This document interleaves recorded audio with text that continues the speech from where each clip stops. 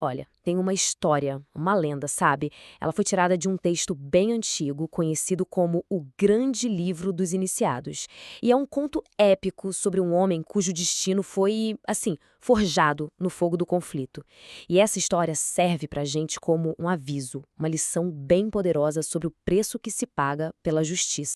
A história já começa assim, com essa frase forte: e ficou como uma página negra no Grande Livro dos Iniciados. Puxa, já dá pra sentir o peso, né? Um tom meio místico que avisa logo de cara. O que vamos ver aqui é algo profundo, um acontecimento que deixou uma cicatriz na sabedoria antiga. E é aqui que a gente conhece o nosso protagonista. O nome dele é Khaled Sayed. E a história dele, bom, ela não começa com esperança, não. Pelo contrário, começa com uma tempestade, literal mesmo. Uma catástrofe que vai definir a vida dele pra sempre. Filho da Tempestade. Parece nome de herói, né? Mas não era um título de honra, era uma acusação. Ele nasceu bem na noite em que uma enchente terrível devastou o vilarejo dele. Então as pessoas olhavam para ele e viam a causa de tudo. A mãe morreu no parto, exausta por causa de todo o caos, e os dois irmãos foram levados pela água. E a culpa? A culpa caiu toda em cima dele, um recém-nascido. Então imagina só como foi a infância dele, totalmente solitária. O próprio pai, os irmãos que sobraram, todo mundo virou as costas. As outras crianças o evitavam. Ele cresceu humilhado, sabe? A única pessoa que mostrou um pingo de bondade foi o velho curandeiro da aldeia. Ele era o único que parecia enxergar o menino, e não a tragédia que cercava. E foi justamente nesse isolamento todo que o Sayed encontrou um caminho para si. Mas olha que curioso. Não foi o caminho da vingança, da violência. Não, foi o caminho da cura. Ele começou a aprender a aliviar o sofrimento das outras pessoas. Com esse curandeiro como mentor, ele mergulhou de cabeça nos estudos. Aprendeu a ler, a escrever e virou um mestre no uso de ervas medicinais, raízes, sementes. E aí, com 13 anos, ele tomou uma decisão. Ele juntou todo esse conhecimento, toda a dor da rejeição que carregava e, bom, partiu. Entrou numa caravana para forjar o próprio destino, bem longe daquele lugar que só trouxe sofrimento para ele. E é nessa jornada que ele conhece uma figura-chave, o sábio Rishi Ananda.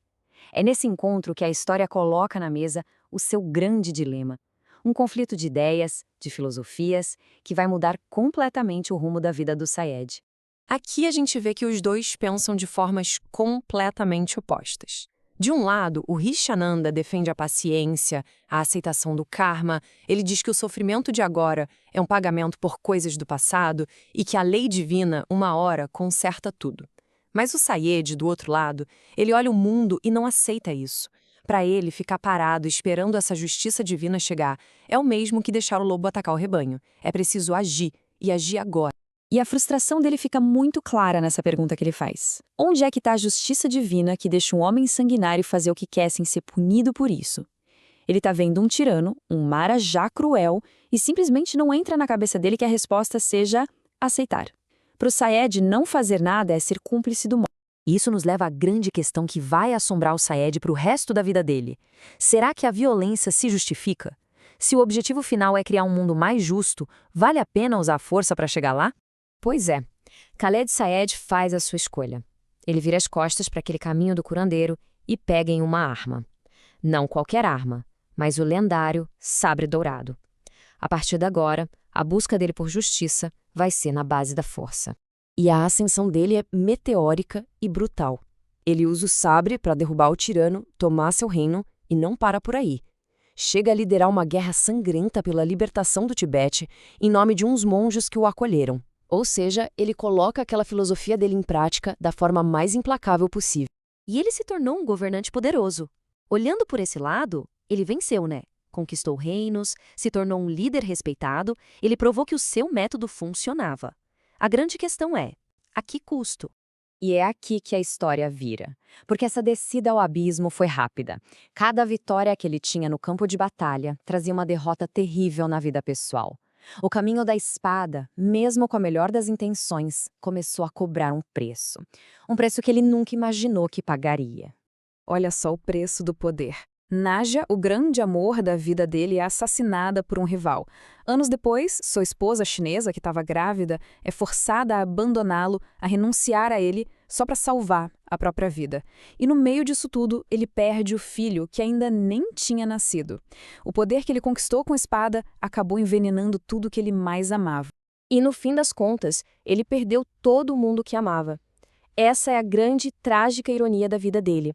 Na tentativa de construir um mundo mais justo para os outros, ele acabou destruindo o próprio mundo por completo.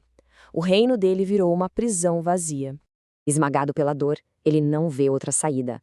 Ele se joga de um penhasco. E quando ele cruza para o outro lado, a primeira sensação é de alívio. Finalmente, ele pensa. Ele realmente acreditava que pronto, acabou. O tormento tinha chegado ao fim.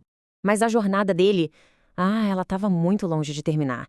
É que é justamente ali, na escuridão, no lugar mais profundo do abismo espiritual, que a verdadeira luz ia aparecer para ele. É onde a redenção dele ia de fato começar. Lá, nesse plano de tormento, ele encontra um monte de outras almas, todas tão perdidas e sofridas quanto ele. Só que, em vez de se afundar no desespero, ele faz algo inesperado. Ele volta às suas origens. Ele volta a ser um curandeiro. E cria um santuário ali mesmo, nas profundezas, um lugar que ele chama de Vale da Luz, para oferecer consolo e guia para essas outras almas. Aí a gente vê a transformação completa. Pensa só, na Terra, o caminho dele foi o do guerreiro. O objetivo era a justiça do mundo, o método, a espada, e o resultado, tormento e perda. Já no pós-vida, o caminho do curandeiro. O objetivo era a redenção espiritual. O método é o consolo, a orientação, e o resultado é paz e propósito. Ele finalmente largou o sabre para se tornar quem ele sempre deveria ter sido. E é uma ironia muito profunda, né? Foi preciso que ele se tornasse um conquistador, perdesse absolutamente tudo e mergulhasse no mais profundo abismo, para que nos lugares mais escuros ele finalmente se tornasse o curandeiro que ele sempre esteve destinado a ser. E a lenda termina nos deixando com essa pergunta no ar. Será que o Sayed precisou caminhar pelo inferno para encontrar o seu paraíso? Será que todo aquele caminho de violência e dor foi, de alguma forma, uma etapa necessária para que ele se transformasse nesse farol de esperança no final? Fica aí a reflexão.